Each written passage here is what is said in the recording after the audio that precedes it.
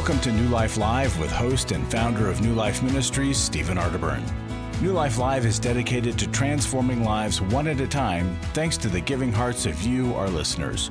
Our goal is to provide you with wisdom from God's Word to give you hope and help in life's hardest places. If you have a question you'd like to ask today, our phone lines are open. Call 1-800-229-3000. That number again is 1-800-229-3000. Now here's Steve. Hey everybody, what's up? Zach Matchett here, filling in for Steve Arterburn. Welcome to New Life Live, wherever you're listening to us today. Thanks so much for spending time with us. I am hanging out with two of the best. Dr. Alice Benton is one of them. Hey, hi, Alice. Hi, folks. Good to see you. And Becky Brown joining us. Hi, Becky. Yes. Hi, Zach. Hi, Alice. How are you? It's good to be hanging out with both of you guys Sure again. I'm always honored when Steve sends out the SOS to come and fill in for him. I'm honored to be here. And last week I was on and with you guys, and I shared a quote that I was like, ooh, that fit the context of the caller, but it may be good to come back to next time that I'm on. It's a quote by Tim Keller, and just in this season of, a lot of polarization and a lot of hostility and a lot of just, social media addiction and spending way too much time consuming all of that, and then it just makes us more irritated at real life in-person conversation. But the quote is, "Truth without love is harshness. Love without truth is sentimentality." So the Christian idea of speaking the truth in love sounds great. It would go great on a coffee mug, maybe even the one that I'm holding right here. It would just fit really nicely on there. But actually living that out, putting that into practice is quite challenging. I'd love to hear from you guys because you have to have many crucial conversations, direct conversations for people who need to hear truth in love. It's a loaded question. How do you do that? What have you learned? How have you failed and refailed and relearned how to do that? So, Becky, let's start with you. How do you speak the truth in love?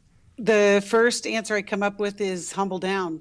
And just to know that as we share, I also think about truth and grace, that we've been given so much grace for all of the mistakes and the wrongs that we have done. Yes. As we are sharing with somebody else.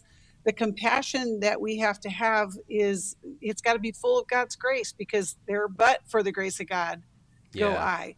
And I just think there's a lot of truth telling without grace and without love. And I think we need a lot of grace and a lot of love, especially in times like these. Yeah, absolutely. Alice, what would you say? We each have to identify where we are on that spectrum. Are we too heavy on the grace side? Are we too heavy on the truth side? I'm a recovering, people-pleasing conflict avoider. And so giving truth is very difficult for me. In fact, I can really fall into a lot of deception, lying, omission, because I'm so afraid of ruffling people's feathers. And so my task has been to grow in speaking the truth. The love part's easy for me. The truth is not. And a lot of us are attracted to the opposite in our partners. And that is the case. My husband is good at telling truth, but he's had to soften up. So it's been a growth process for us together. And a way to help motivate us in doing this is to find out how our style affects the people around us. It's hard on my husband that I am less inclined to speak up about my opinions and my wants. But he's also had to soften up his edges of how he brings truth to me, to our family. And you know, the other thing about that too, and we talk about this all the time, is that there's always a story behind that story. You know, when people are abrasive towards us, there's something at the root that has driven that. And so that's where that grace comes into play. You know, we don't know the whole story. Yeah, that's right. I immediately thought my friend Steve Carter has a book out called The Thing Beneath the Thing. There's a thing beneath the thing. Always. And and you know what? What's interesting about the truth and love thing is rarely do we have the self-awareness to know truly if we're good at it or not. You know who usually has the best idea? The people who are closest to us in our life, our spouses, our kids, our counselor, whoever the case may be, our pastor. And it's just having that awareness to reach out and to go, hey, am I doing this well? Do I need to improve? So we're taking your calls today. Our first call is going to be, looks like we got 3 calls lined up. So hang on there. We'll get to you, 1-800-229-3000. Thanks so much for hanging out with us today on New Life Live. It had become very apparent that some of the things I was involved with were taking over my life. In today's world, men are barraged with inappropriate content and images all day, every day. Some say that certain behaviors are just no big deal. It's just part of being a guy. But it's simply not true. It's a battleground for every man, and the opportunities to fail are everywhere. New Life's Every Man's Battle Workshop can help.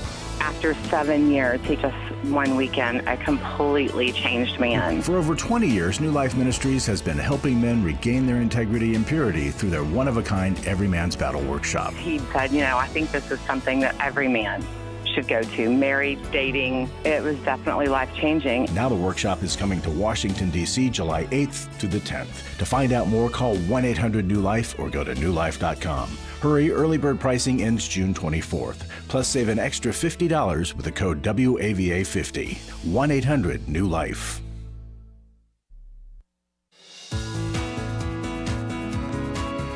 To find out more information about New Life or to order any of the resources mentioned on today's program, call 1-800-NEW-LIFE. Now back to New Life Live.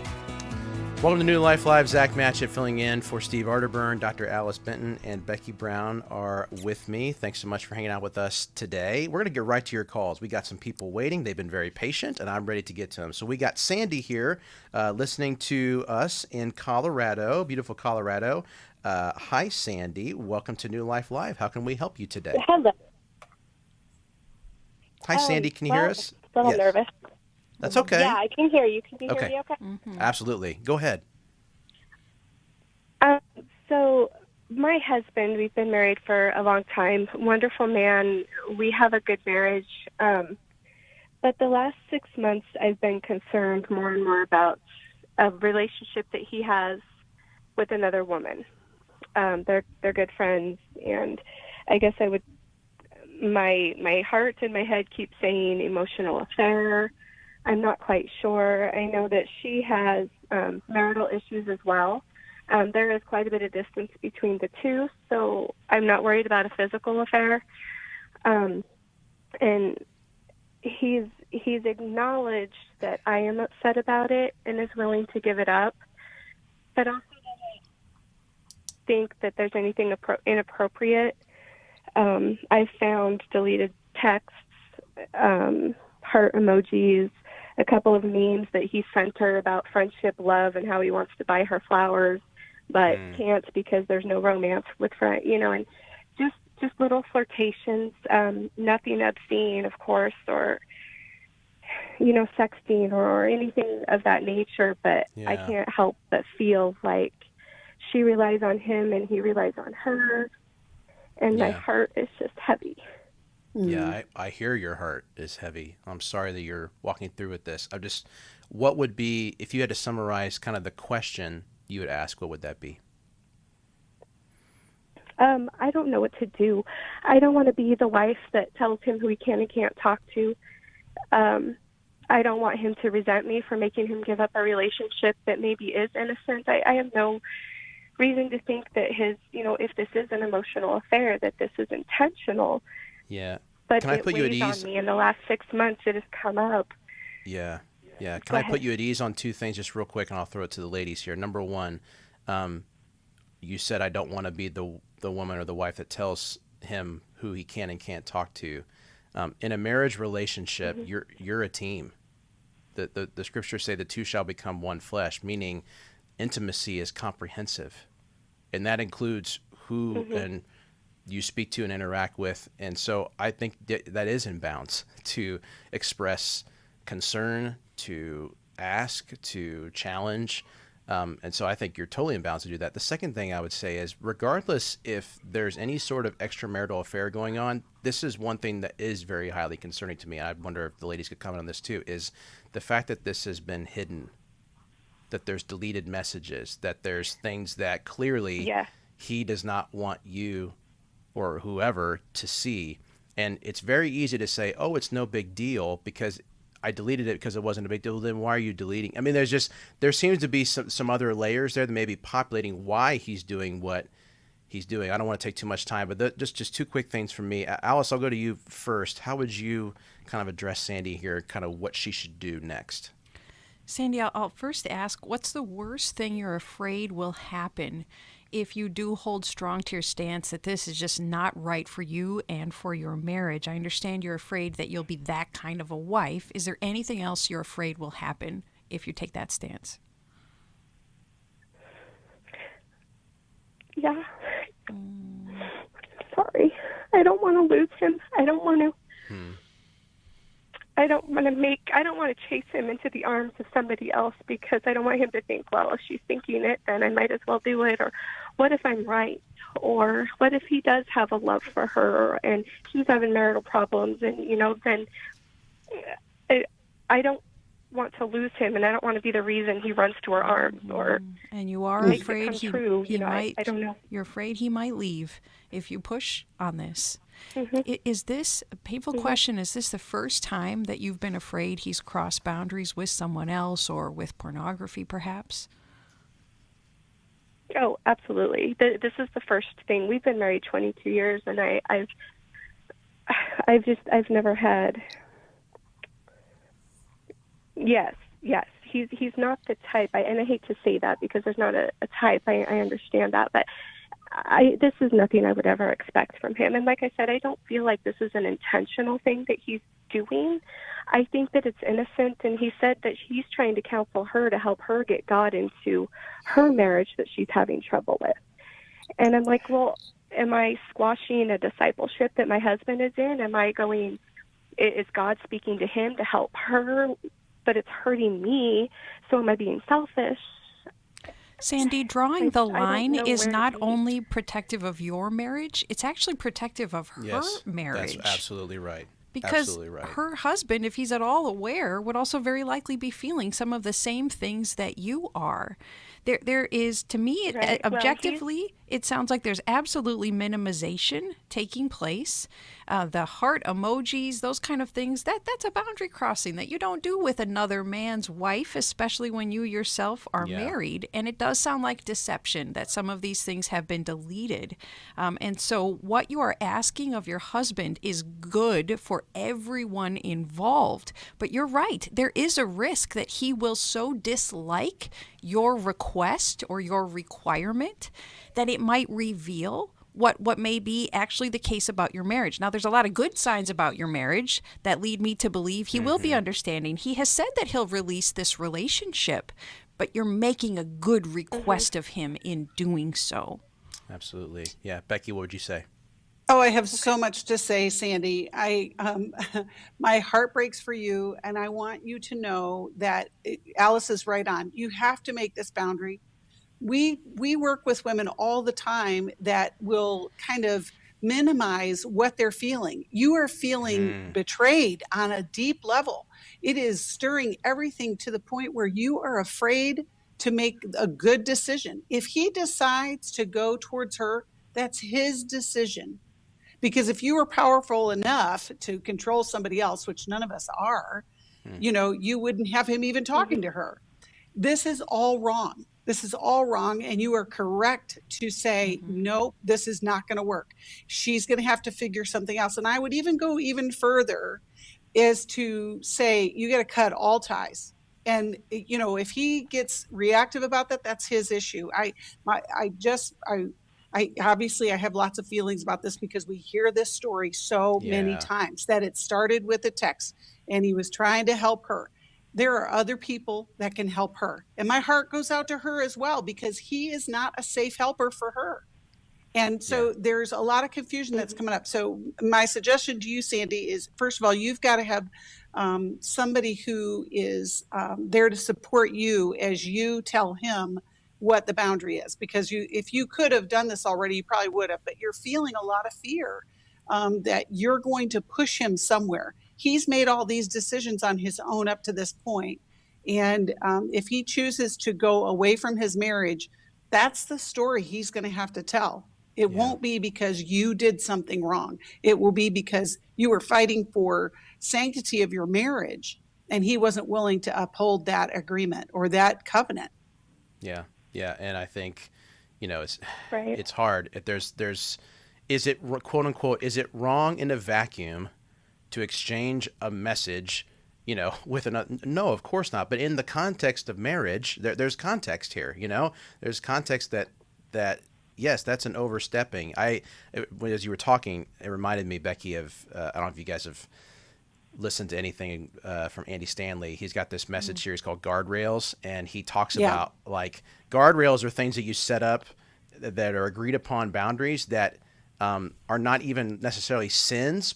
But when you break a guardrail, it creates an extra accountability that you're starting to feel bad about things or feel a sense of your indiscretion about things that aren't even necessarily bad. But you put that up there so you don't get too close to the cliff. You don't get too close to actually going forward with what is actually challenging. That sounds like a boundary thing, like what we were talking about right here.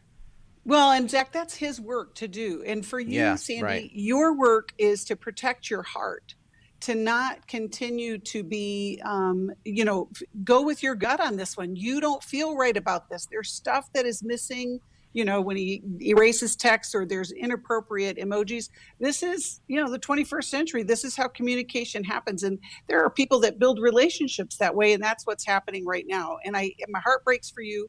I know that there's hope. And I know that if he makes a good choice, there is a really good chance that you're going to have a better marriage on the other side of this. But you cannot hold your breath in this one. It does feel sometimes like boundaries will force someone into a behavior, but boundaries don't do that. They don't force behavior. They do reveal the true state of desire and relationships and intentions. And that truth and that reality, it is our friend. As painful as it is our friend. And so you need to know, is the man I'm married to, who's been great for 22 years, is he the kind of man that will stick by me? Or has he become the kind of man that would choose this woman over me? Living in ignorance and blindness to that will lead to destruction for you both, and finding out the true reality of it will serve you both, even though there may be something painful there to realize. Yeah. Sandy, how would you respond? He did say, in fact, it was this morning, he said, you are the most important person in my life. He's like, if you want this over, it's over. But he also added to that I didn't think there was anything inappropriate. So I'm worried that he'll end up resenting me for making him do something and that's something that I know we can work through. But he has said that I am the most important thing. So and I know he loves me. And so he might, and you know what, Sandy? To get a little bit of counsel. He might resent you, but that's his work to work on. That resentment is his work to work on. And I think that's in relationships, we will have feelings about our partner, and we got to do something with those feelings. We either reveal them, and this is going to be an opportunity for you guys to really grow stronger so that you can be totally honest about what you feel. I love that he said, if you want it to be over, it's over. Yes. That's I would call him on that one and say, you know what? I talked to some folks. I'm taking you up on the offer. Yeah. Is there a resource that we can send? He's probably listening. He's the one that led me to you guys. Oh, great. Worthy of Her Trust would be the book. Listening. Okay. Yeah. Hi, husband of Sandy. If you're listening. Do you have a resource? That's right. Yeah, I was saying, sorry to cut you off. What was the resource you're going to recommend? Worthy of Your Trust. Who's the author of that? Jason Martinez. Okay, great. We'd love to send you a copy of that. And I would just say, just in closing here, any sort of Steve Wallen, who's a pastor I know very nearly and dearly, he's a good friend, and I served with him for a couple of years, said the secret to a healthy marriage is no secrets. And I just think that intimacy piece of being truly open in all ways, when you start to view marriage through that lens, then even the quote-unquote smallest, I put quote air quotes around that, or most inconsequential, like it's just a message, it's just an emoji, come on, it's just a meme, come on, it's just a this, it's just a that. It just raises the stakes in a healthy way. I mean that in the healthiest way and sense. And so I'm hopeful, Sandy, that as you hear us, that the things that you're feeling, and I go back to what both these ladies said, that you're feeling that there's a sense of betrayal and deception. That's okay to feel that way, and I want you to as Becky said, to kind of call him on that and try to move forward in that way. And so your marriage is worth fighting for. It's too important. We're called to run from even the appearance of sin, to avoid the appearance of sin, and it's for good reason, because seeds are planted and they will come to some sort of fruition depending on these ongoing choices that we're making. Yeah, that's great. That's great. So glad you called, Sandy. Gosh. Oh my gosh, yeah, totally. And I think, again, on the onset, you may be listening going, okay, well, I've heard a lot worse situations that have ended marriages. I've heard of a lot of, this is step 1, and your guys are talking about step 7 or 8 or whatever. All we're simply saying is that if the root of a relationship is grounded in this type of, I don't want to say this to him, I'm afraid that this is going to happen, or from his standpoint, oh, it's not a big deal. That's all the raw material that's needed to make a really poor choice in all of this. Yeah, and if it wasn't a big deal, Sandy, you wouldn't be coming to tears about this. Good call. Absolutely. It is a big deal, and we hear you. Yeah. We got a few more callers on the line. Stay on there. We'll get to you as soon as we can. Thanks so much for joining us today on New Life Live, 1-800-229-3000. My husband was involved with pornography addiction. He was unfaithful. I called the wedding off. He stepped out on the marriage and ended up having a child. The Restore Workshop is designed for a woman dealing with a man's sexual addiction issues. My husband is a recovering sex addict. There were strip clubs, other ladies. If you've been affected by betrayal, an emotional or physical affair, or pornography, the Restore Workshop will equip you with support and tools to help you through. Restore has empowered me and has given me the tools to work through my anger, work through my pain, work through my confusion, and help me realize that I am worthy. Being here and being surrounded by people who get it has given me my power back. The Restore Workshop is coming to Dallas, Texas, July 15th through the 17th. To register or to find out more, call 1-800-NEW-LIFE or go online to newlife.com. Thank you, Restore. You have changed my life forever. Chris Williams on coaching. Oftentimes I get asked, what is the difference between therapy and coaching? The biggest difference between the two is that a therapist is going to be looking for a diagnosable mental health condition, whereas a coach is going to look at a particular issue and help a person work through that. If you need a coach, call New Life today and ask about the New Life Coaching Network. Our coaches have been trained and screened with the same intensive process we use for our network counselors. If you're looking at an issue in your life that you just kind of want to change, whether it be your weight or leadership or other areas of behavioral patterns, check out coaching. There can be some really, really helpful things for you. Take control of your life and take action to achieve your goals. Call 1-800-NEW-LIFE. That's 1-800-639-5433 and talk to us about getting a New Life coach. 1-800-NEW-LIFE.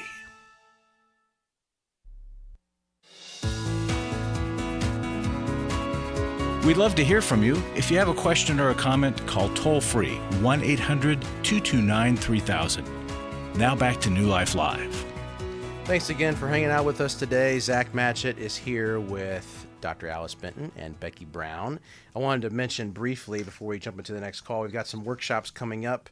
The Restore Workshop is July 15th through the 17th in Dallas. If you actually register by July 1st, you can save $200. And the same goes for our Intimacy and Marriage workshop coming up, as we just talked earlier about marriage and just that idea that your marriage is worth fighting for. If you find yourself in a bit of a crisis moment or just need some hope, some direction, some wisdom in your marriage, that would be a great place to start. Intimacy and Marriage, July 22nd through the 24th in Washington, D.C. If you register by July 8th, you will also receive $200 off. And if you give during the month of June, which I hope that you do, we're in the middle of this match campaign. We'll talk about that here in a little bit. But we want to recommend, I should give you a resource if you give during the month of June, about our good friend who passed away, Dr. Dave Stoop. And his book, actually very appropriate with Father's Day just around the corner, Making Peace with Your Father, by him. It takes you through 11 steps that will help you make peace with your earthly father, which I know some of you guys listening have great relationships with your earthly father. Others of you do not. And that has plagued you and caused difficulties later in life. But it's how to make peace with your earthly father so you can have a closer relationship with your heavenly Father. So again, great resources. And so if you contribute during the month of June, we will send you that Dave Stoop book for free. Thanks so much for contributing to all the good things that New Life is doing. We really, really appreciate it. We're going to go to our next call here. Sabrina has been patiently waiting. Thank you, Sabrina. Welcome to New Life Live. How can we help you today? Hi. So good to talk to you. Great to talk to you too. How can we help you? Okay, so I need help with I need to help my daughter, and I don't have the tools that I need to be able to help her. So she has she's 19. She started having an issue with just being extreme. I'm not sure exactly how to explain it other than freaking out over things that don't matter.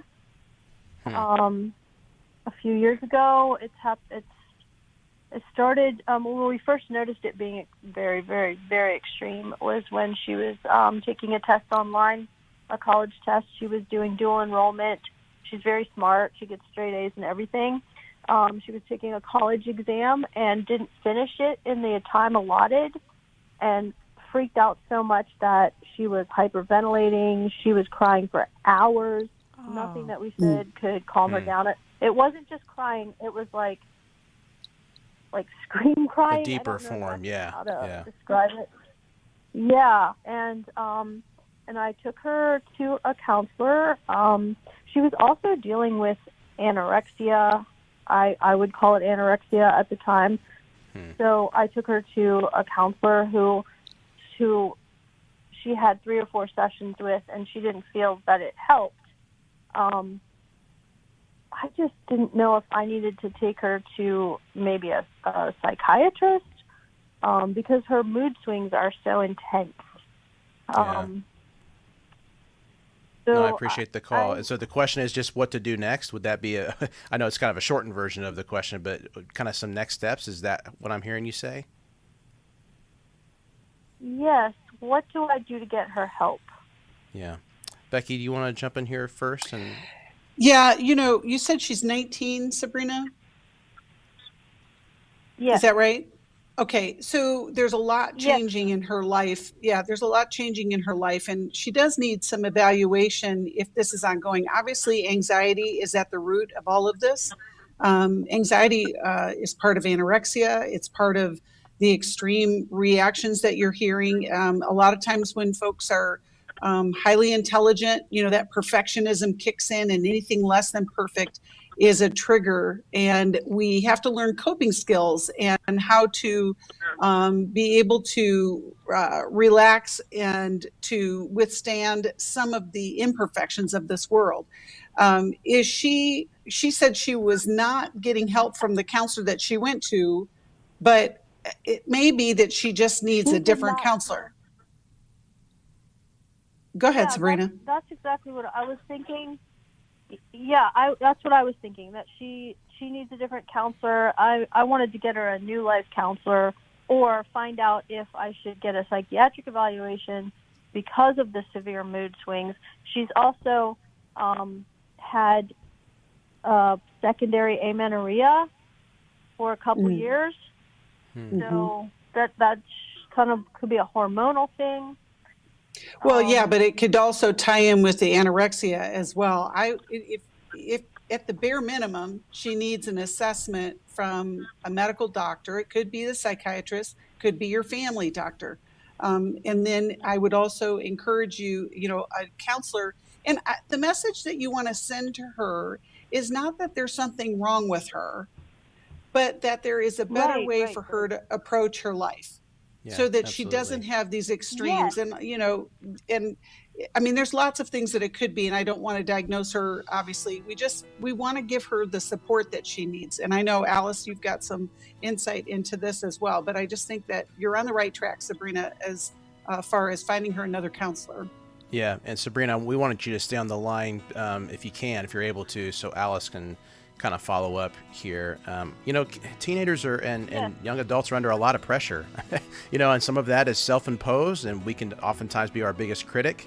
But the other times, there are other things kind of that are the deeper reason behind the pressure that they may feel, that you feel. I mean, even you even started the call, Sabrina, by saying, worried about things that aren't even really a big deal. But obviously the response is a big deal, and in her mind, it is a big deal, which is why she's responding that way. And so there seems to be a lot of layers here. So stay with us. Alice will be back to kind of share her thoughts. Thanks for being with us here today on New Life Live.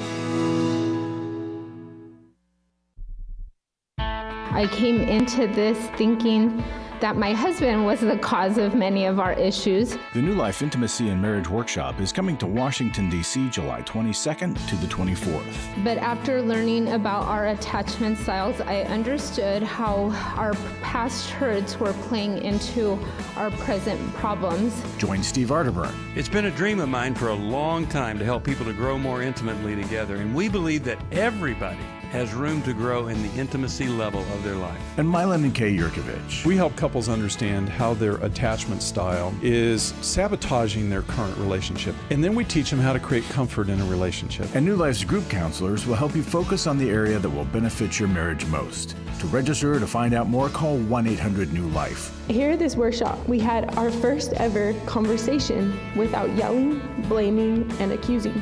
1-800-NEW-LIFE. I was really living a very anxiety-filled life. I turned on New Life, and the topic that day was about anxiety. And just by listening, I got relief. You can help New Life stay on the air by joining Club New Life today. When you sign up to support us monthly through Club New Life, we'll send you the new member thank you gift of the Life Recovery Bible personal size, the 1-year Life Recovery Prayer Devotional, the New Life Journal, a New Life pen and highlighter, and a New Life zipper tote to hold it all. Plus, there are ongoing benefits like access to the Club New Life video library, the monthly Club New Life CD or download, quarterly resources, free shipping on purchased resources, and discounts on workshops. Call 1-800-NEW-LIFE. That's 1-800-639-5433. Support Club New Life, and together we can help hurting people find help and hope in life's hardest places. Call 1-800-639-5433 to join Club New Life today.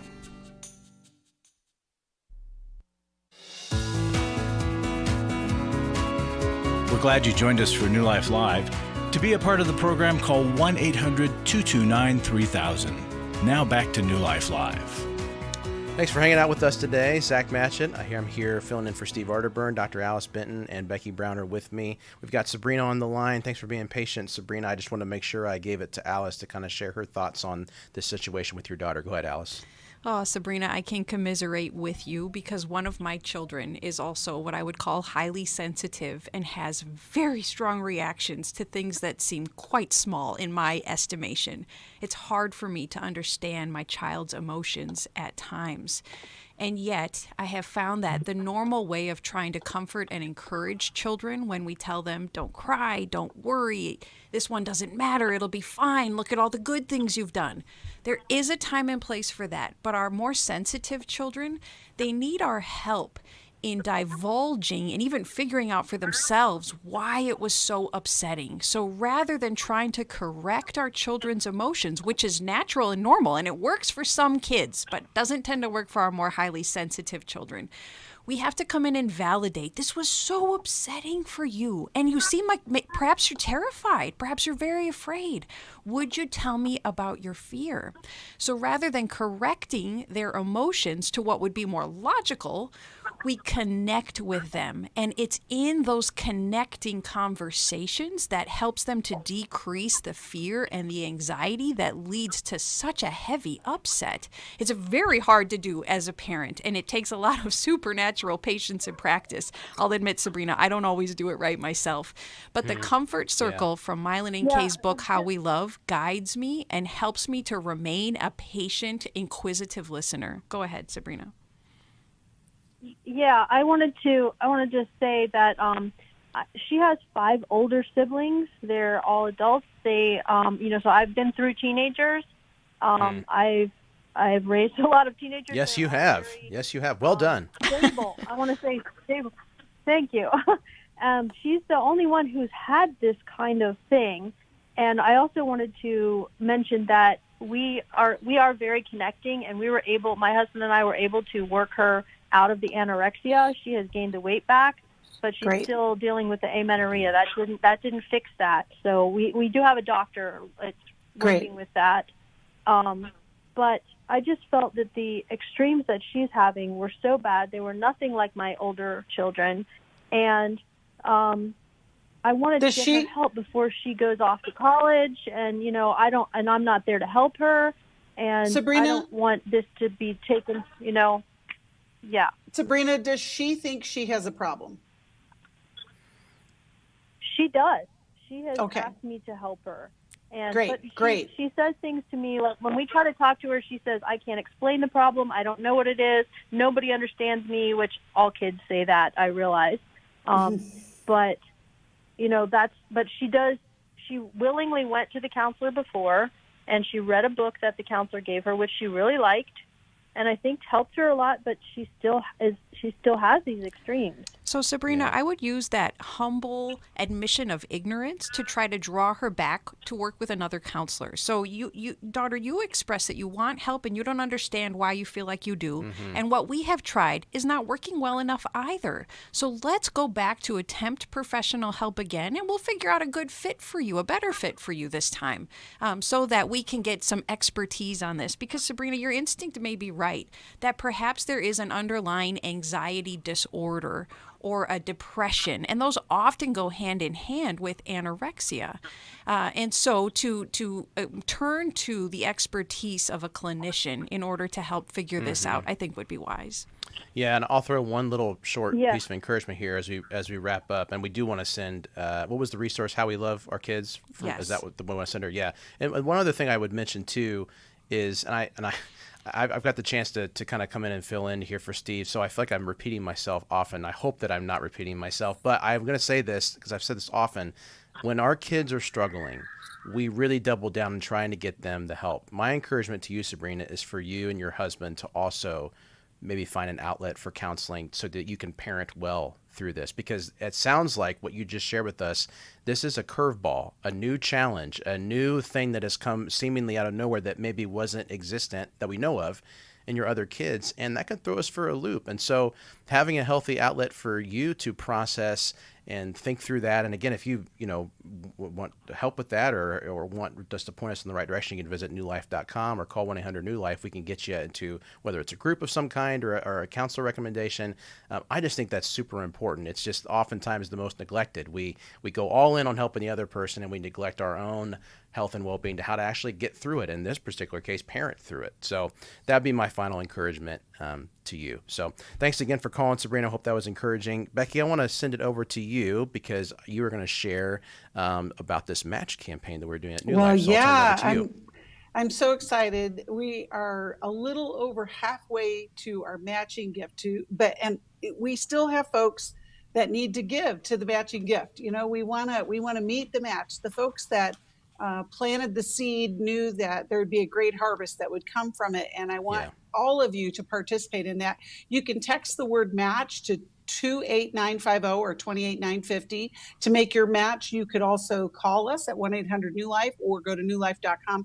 Whatever way you can give and however much you can give, just know that it'll be doubled. And that just means that we're able to do so much more work. There was somebody I talked to just yesterday who said that they were so excited to be participating in the match because they love what we do. And they also had been a recipient of the work that we do here at New Life. Yeah. They had been to an Every Man's Battle workshop. It had changed their life, changed their family, and they're forever grateful. And so, if you haven't given to the matching gift, do it now. Like text the word match to 28950, give something, or call us 1-800-NEW-LIFE. Share it with your friends. Maybe you know somebody that wants to give to a great organization. Mm-hmm. Well, guess what? New Life is one of those. And we just want to encourage you that it does make a difference in the lives of so many people. And I hear every single day how we have been able to help somebody. And you know what? The radio program is some of the only counseling that people ever get. Like they may not ever go into a counselor's office. That's not what we would want. But we're happy to be able to offer some hope and some instruction and direction for people's lives who are struggling. And so give today, call us today. We want you to be part of it. Yeah, thanks, Becky. I totally agree. Thank you. We got 2 callers that we want to get to, so I'm just going to go in the order they came. So we're going to go to Anna first. Anna is listening to us in Los Angeles, California. Sunny California. Hi, Anna. Welcome to New Life Live. How can we help you today?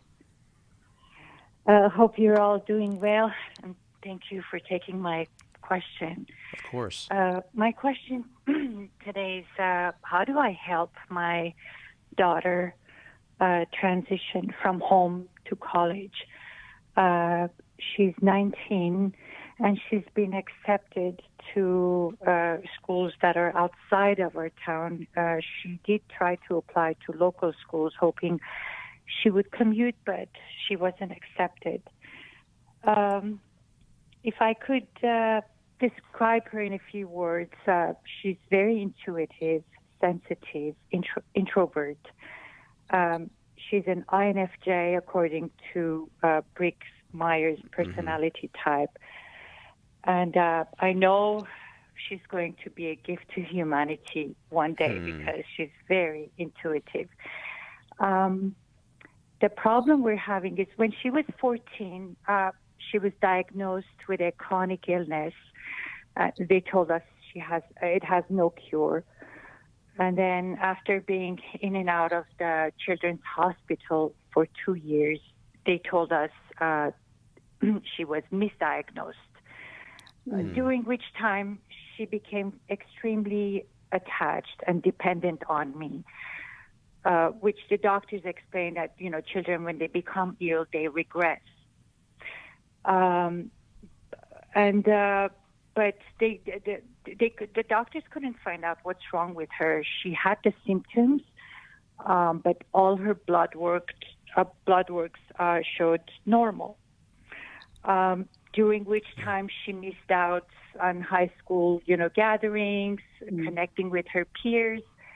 And then after high school, the COVID lockdown didn't help. Oh, yes. Because, if anything, it made us all more reclusive.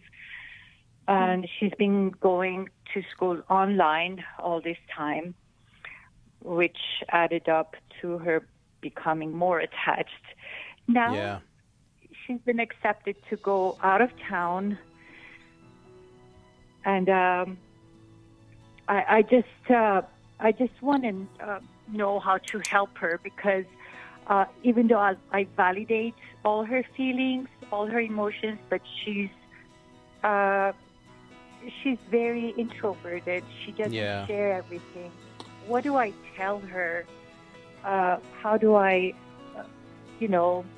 show her that I've got your hand? You're not alone. Yeah, I appreciate you calling, Anna. Every parent, when that child is ready to leave the home, wants them to launch well into the next season of adulthood. So you're not alone in that struggle. Stay on the line. We're going to address your question more directly when we get back from the break here in just a second. Jeanette, we're going to get to your call as well if we have time. So stay on the line. We'll be back after this. Thanks.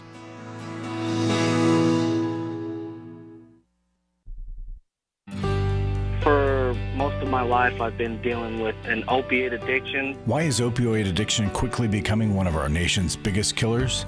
Maybe it's because it isn't only those who are addicted who are in denial. We did what I see so many parents do, is it can't be an addiction. There's something medically wrong. It's impossible to solve a problem when you don't know what you're up against, and families will try to find any explanation except the one that will put them on the right path. Alcoholism and drug addiction is a family disease. It doesn't affect just the individual. If someone you love is abusing painkillers, know what you're up against. It's time to admit its addiction and seek treatment. Call us today at 1-800-NEW-LIFE. We have partner treatment centers around the country. Call 1-800-639-5433 or visit us online at newlife.com. We just made a decision. We will do whatever it takes. 1-800-NEW-LIFE.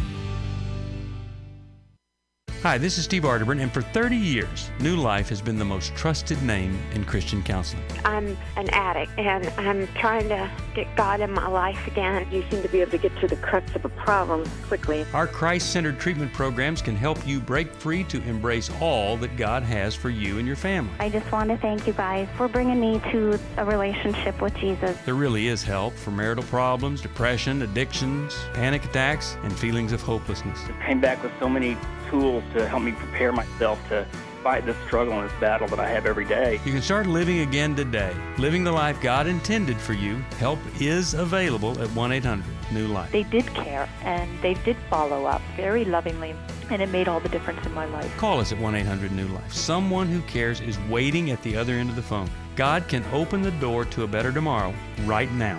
Just call us at 1-800-NEW-LIFE. 1-800-639-5433.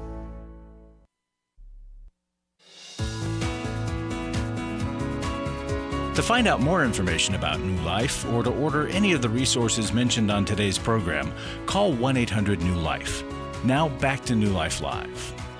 Thanks for joining us today. Zach Matchett filling in for Steve Arterburn. I'm here with Dr. Alice Benton and Becky Brown. We have Anna on the line sharing about her daughter who's heading to college here soon and just having some trouble moving into that next phase of her life. And Anna's calling us to see how we can help her. So I'm going to hand it over to Alice, and you can kind of respond to Anna and maybe share a resource or two.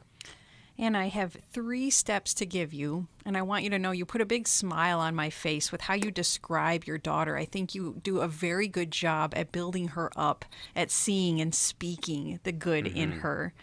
And we all have the difficult task of increasing our support circle because one person is never enough to be our go-to for when we're struggling or feeling lonely or just need to engage with someone else. So I would proactively, intentionally strategize with your daughter, increasing that support circle now, even if these other people will not be in the new town she's moving to, but just to come up with a list of 3 to 5 names of people she trusts, put a little time investment into those relationships now before she moves. And doing that is part of what's called systematic desensitization, where you help your daughter move from going to you for her emotional needs to spreading those emotional needs out amongst that group. And so getting a professional assistant in there as well, starting counseling now might also help her to both identify those needs and bring them to the counselor, learn some of those coping skills for those periods that will be lonely and will be frightening for her when she moves away. Yeah, and you get an Awesome Mom Award. I'm just pulling one out, and you just get one today. So we want to send you How We Love Our Kids for you, but we also want to send your daughter a book called Take Your Life Back. And we just think that both of those things would be a great resource for each of you. And so hope you're encouraged by that. We're going to try and get one last call. We have a few minutes. Jeanette, you have been so patient. Thank you so much for waiting. We have a few minutes. We wanted to get to your question. So thanks for joining us here on New Life. How can we help you today? Hi. Thank you. Thank you for taking my call. Of course. The reason I'm calling is because I'm having problems with feeling very inadequate, and my confidence is, I don't know, I don't feel like I have the confidence just to deal with, work and being around people and everything like that. I've always kind of felt this way. So for me to combat those feelings, I'll always try to better myself with education, going to different workshops and just being a positive person. But yesterday it kind of came to a head because I had to go in the office for the first time in, a couple of years because of the pandemic. And I was among my peers, and I just kind of felt like this little kid where everybody was smart and had intelligent things to say. And when I would speak up, it's like, okay, she just said this. And it just, when I went home, I felt so deflated. And I just, I called my kids and I said, I must, what am I doing in this position? Because, I don't have the confidence to be who to be in this position. I don't feel worthy, or I don't know the words, I guess. So how, and my family have said, given me positive things and, feedback, but it doesn't take away those feelings. Jeanette, it's so debilitating. As you talked about feeling like a little kid, if you put an age to that child, it felt like you were in the situation. How young is she? Probably like, I don't know, 10 or so, like grade school. And what was the difficult experience you went through at about 10 years old? Throughout my childhood, there was a lot of conflict in the home and not a lot of encouragement. You know, if I did something wrong, it was, gosh, you're stupid, and why did you do this? And there was a lot of that criticism. Wow. So, Yeah. I mean, I recognize that, and I didn't do the same thing with my children. I, did the polar opposite. But even though I know these things, I can't fix myself. I would guess And that I still feel those feelings. Because that little girl inside of you, that 10-year-old, she needs more comfort. Despite all the work and the education that you have gotten, for some reason that wound has perhaps reopened. And sometimes when we're put into a position of leadership or we're called back into the office, it destabilizes us, and that strength that we were able to garner, it can feel like we've lost it. And so you probably need to revisit some of those old messages that were given to you. I mean, how painful what your parents told you and what you went through. It's resurfacing right now for a reason. And with the help of a good therapist, you can give comfort to that little girl inside of you and strengthen and draw her up into the leader God is calling you to be in the workplace. Absolutely. Yeah. Becky, what would you jump in here with just to encourage Jeanette? Well, Jeanette, I think that your awareness is great. I mean, and that's a big help to be able to identify all those things that are going on inside of you. I think really a support group would be helpful. Sometimes we can practice in group what we need to do outside in our regular day. And so it can be a very safe place for you to connect with people. We have life recovery groups all over the country, and if you'll stay on the line, we'll get you connected with one. But it can be just the process of understanding what's at the core of what's driving this. And Alice, you picked up on it. It is that history. However, Jeanette, you were able to overcome it for a long time. But here's the other thing I want to just, the last couple of years have been hard for everyone. Yeah. And so as we're doing re-entry into the new normal, because there is no old normal, it's all new all the time. We're going to have different reactions, and we just got to be able to see where our help is. Even when you were talking about the messages or the conversations you were having at work, it's okay to say, I am so out of practice in having normal conversation. Because guess what, Jeanette, you're not the only one in that room that is feeling that. And so I just want to affirm you in that, but I would encourage you to get connected with a group, and we'll help you do that. Yeah. A couple of things I would add just here in closing is, you're welcome. And I think for me, I'll speak very personally for myself. I am probably at my most insecure and vulnerable when I don't know how to do something or say something that I think I should know how to do or say. That is when you are confronted with that moment. Syndrome. Oh yeah, totally. It's just like, who disguised himself as Zach Matchett today and is not able to do this or whatever. It's a tough thing. And I'm being a little facetious, but Jeanette, I hear just the frustration of like, how is it that everybody's outpacing me? Like, it's not like I just, everybody else has gone through the same thing, and yet here I am struggling to really find my way in this kind of new situation, or not a new situation, but a revisiting of something that was before. And so that'd be the first thing, is just to come to grips with, that insecurity, to name it, to say it, to get to the root of it, as Alice did earlier about your family of origin.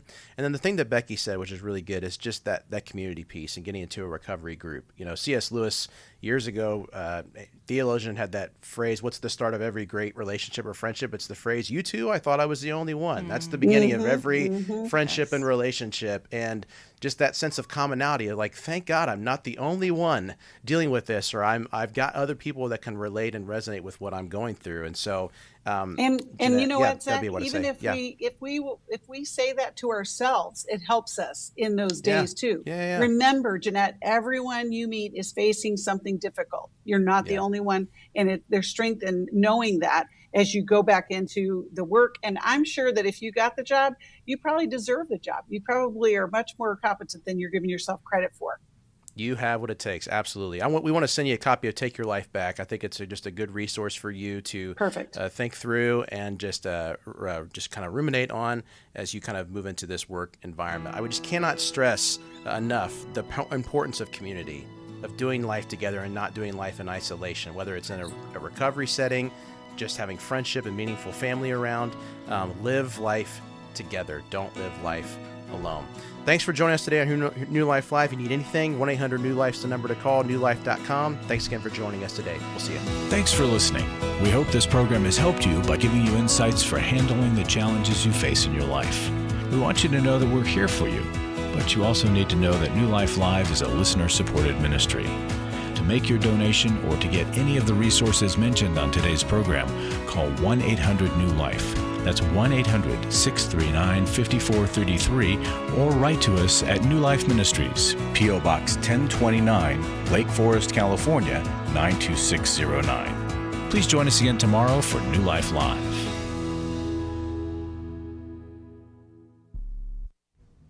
Hi, thank you for watching New Life Live. You know, New Life Live is a Christian counseling program where we deal with the hard questions about life, relationships, kids, free choice, freedom of will, whatever.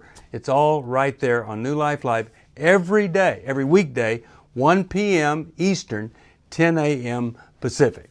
If you want to call into the live broadcast, you can find the schedule on newlife.com or click the social media link right below. You can see every episode of New Life Live on the New Life YouTube channel. Watch it with a friend, watch it later. Be sure to subscribe and hit that bell so you'll never miss another episode. So if you want to listen on the go, download the app. The link is right below. And I hope if you need some information, if you want to get some help, you'll call us at 1-800-NEW-LIFE. And I'll see you next time.